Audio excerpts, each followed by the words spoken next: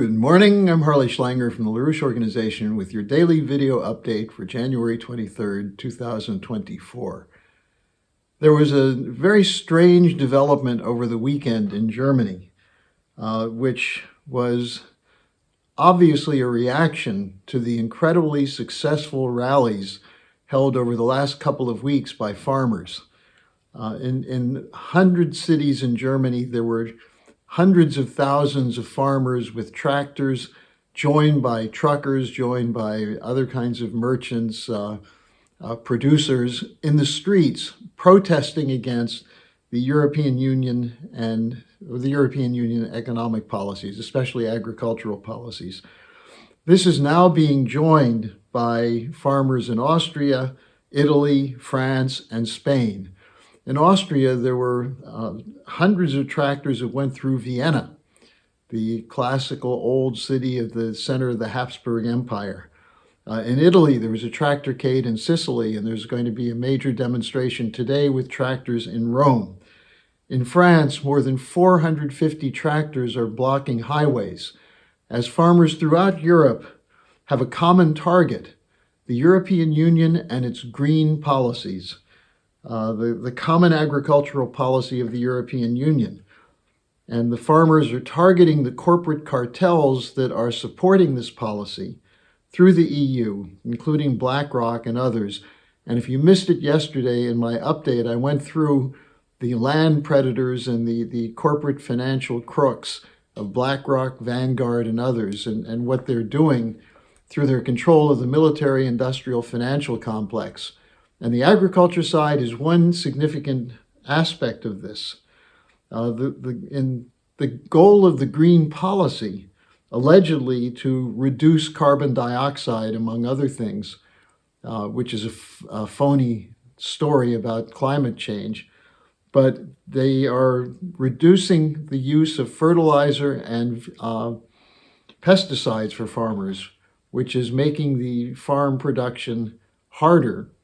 The use of fertilizers, are crucial for having abundant crops, but they're also affected by high gas and diesel prices, by the consolidation of the stores that market the farm products. It now goes through corporate cartels as opposed to the old family markets and so on. Also, they're cutting back the land under cultivation. And that is forcing farmers who are heading into bankruptcy to sell off their land to the land predators, BlackRock and others. So that's why the farmers have been marching and demonstrating. Now, they're getting significant support from the population. So what happened? Well, the first attack from the German government and the farmers was to say that these farm demonstrations were going to be hijacked by right-wing extremists who were going to use them for their own agenda.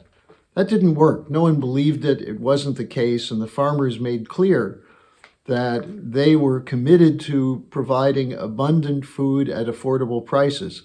Now, how is that a right-wing policy? So since it didn't work, something else was unleashed. And that was what happened over this last weekend. The phase 2 was a protest movement that was organized in opposition to something which happened on November 25th.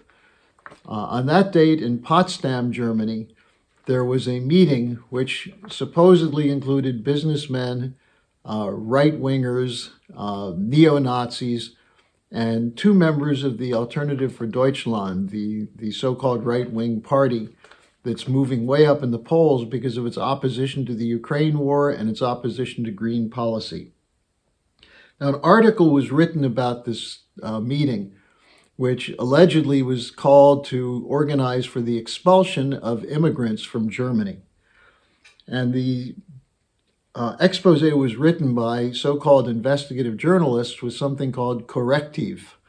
And this is an outfit which is funded, not surprisingly, by George Soros, Deutsche Bank, and the German government's Center for Political Education, among others. Now, they wrote in this article that This is the danger of fascism coming to Germany. And therefore, a rally was used to rally people to turn out in the streets. And supposedly hundreds of thousands of people marched through the streets of Germany last Saturday saying no to fascism.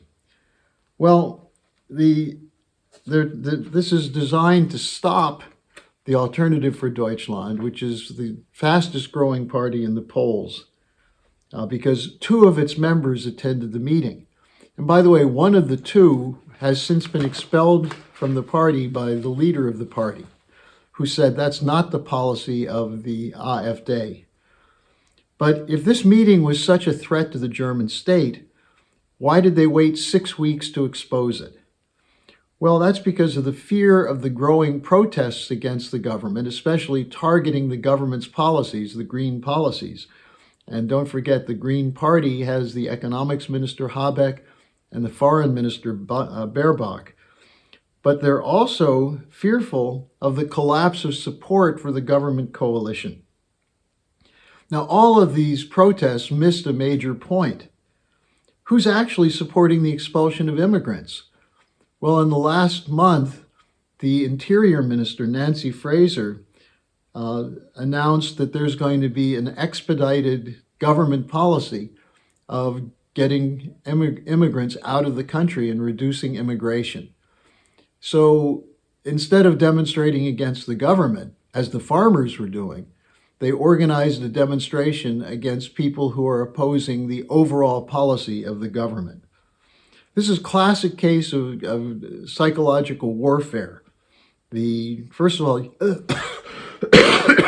first of all, you deny the truth, and then secondly, you divide the population.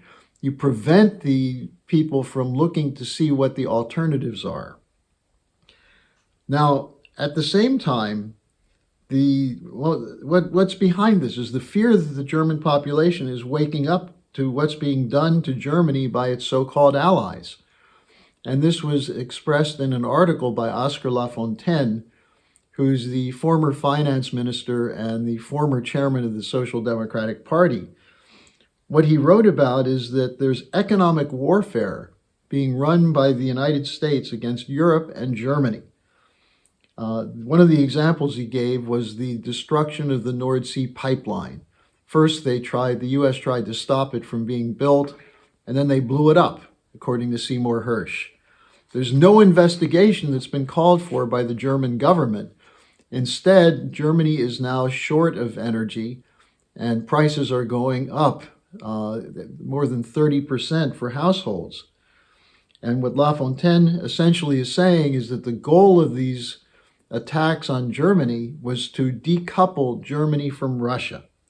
Now, this has been the goal of the British Empire since the last decades of the 19th century. This was involved in, there have been a whole series of wars and operations to isolate Germany, to break Germany from Russia, and now it's to isolate Russia. That's what the Ukraine war is about. But what's the real issue here?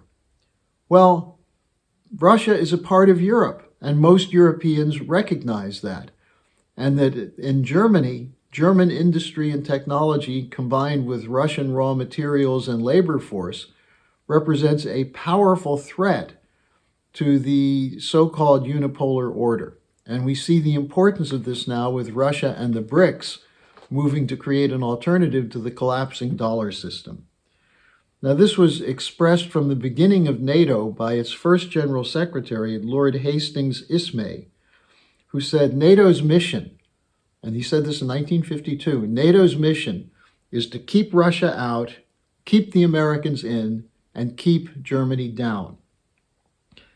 This Lord Ismay was the chief military advisor to Winston Churchill during World War II.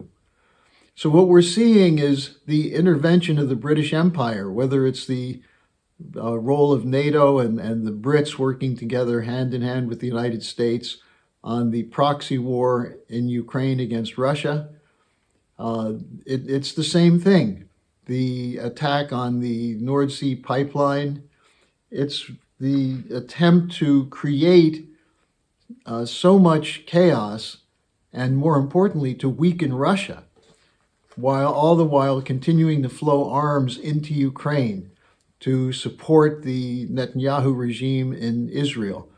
What we're seeing is a war between two systems, a collapsing dollar system and an emerging system that calls for mutual cooperation for the economic benefit of all sovereign nations. That's what the fight is all about. Now, there are a lot of developments in the last days in Ukraine, in Gaza. Today is the New Hampshire primary, where Donald Trump may clinch the nomination for president. So I'll talk about those stories tomorrow, but I wanted to get this story to you now so you could see that in the midst of an attempted mobilization to change the policies, we're seeing the old card being brought out, the so-called fascist card, the attempt to portray anyone who opposes the policy of the German government as a fascist, when in fact the government itself should be investigated for its policies.